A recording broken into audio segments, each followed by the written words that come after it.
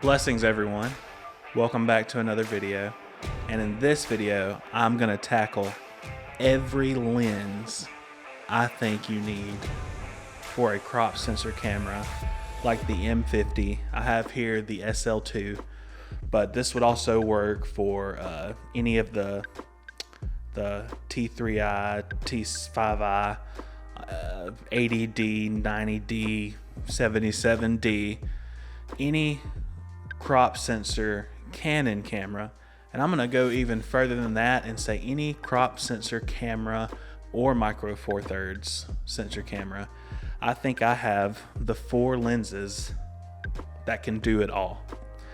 So let's jump right into it. So my first lens I have here is the 50mm 1.8 Canon lens.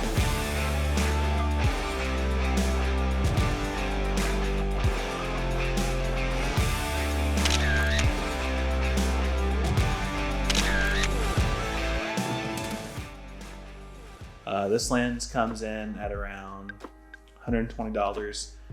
I think I bought this from a Target. You can get these lenses everywhere. There's not really a big secondhand market for this particular lens.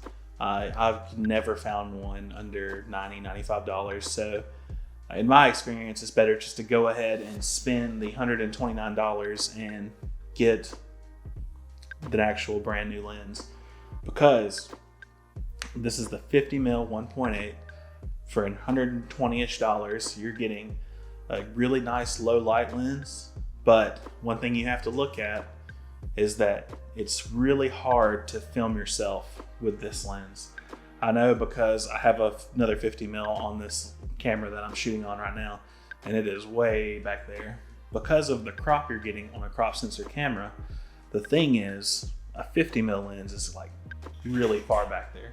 So just remember, 50mm lens, it's great for portraits, but you need space.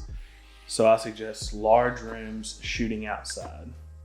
And it can be done. You can film yourself with a 50mm lens, but that's where my next lens comes in. The next lens you're gonna need is, and this is my newest lens, is something wide and fast. And for this one, for the price point, I suggest the Tokina 11 to 16 2.8 lens.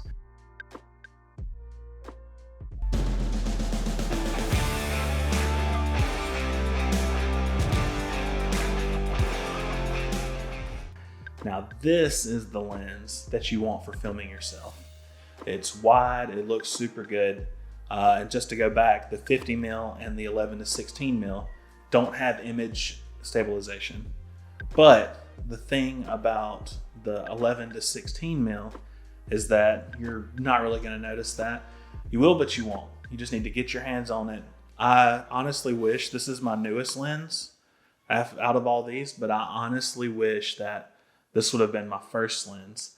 I think this one brand new is $400 to $500, but you can pick them up used all day between $200 and $300. And so far, I am really sad it took me so long to get this particular lens. Next we have is kind of an in-between between the first lens and the second lens.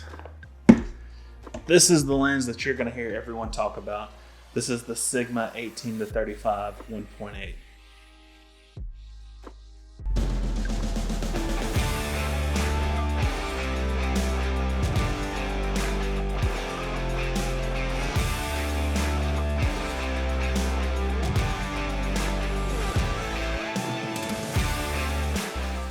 This lens doesn't have built-in stabilization, but you will see everyone use this lens. I recently watched a shootout between a red camera and a Blackmagic cinema camera, and these are still kind of an industry standard, I truly believe, in the, what is it, whatever sensor comes in the C100s and the Blackmagic, it is still the lens to go to for that smaller sensor size. It is a fixed 1.8, but it's heavy. Doesn't work great on a gimbal. I've been able to use it on a gimbal for some of my past projects, but it was not easy. And that kind of goes back to this, the Tokina 11 lens. Neither one of these lenses are light, but this one right here is about to be my main gimbal lens. I'm considering putting this on a camera and putting it on a gimbal and just leaving it there when on projects. So moving right along, this moves me to my last lens, which is the Canon 70-200 2.8.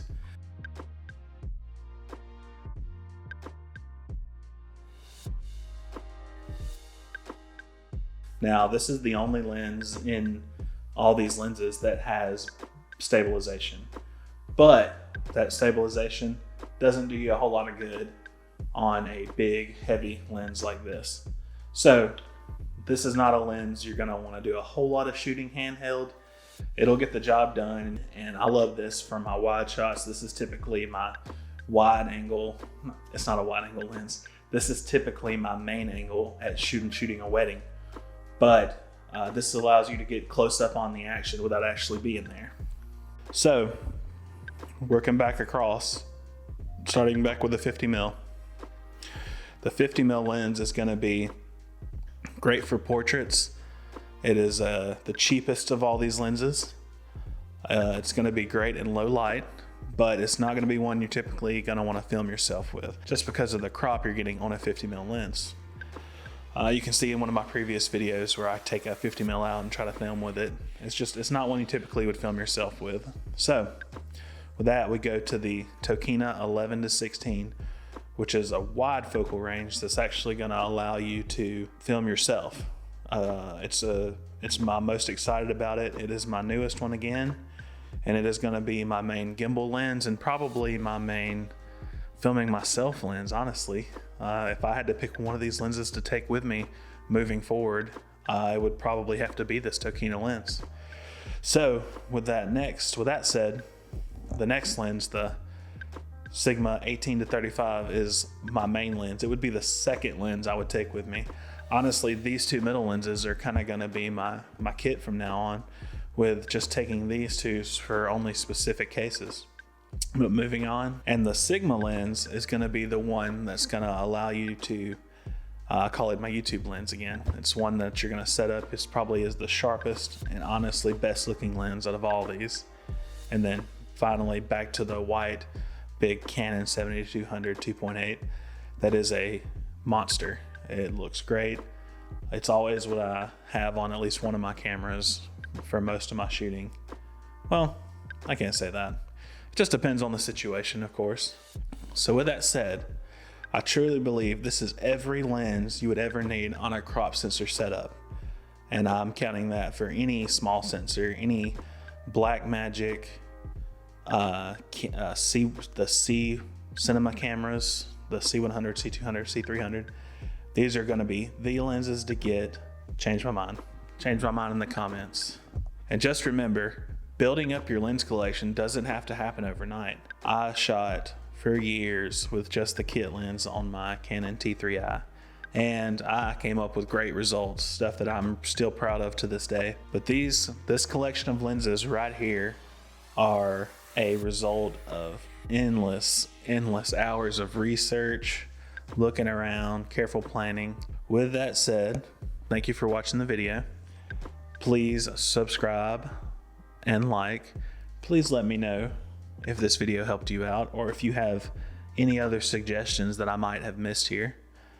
I appreciate every comment and every single viewer of this video. I will see you again on the 1st.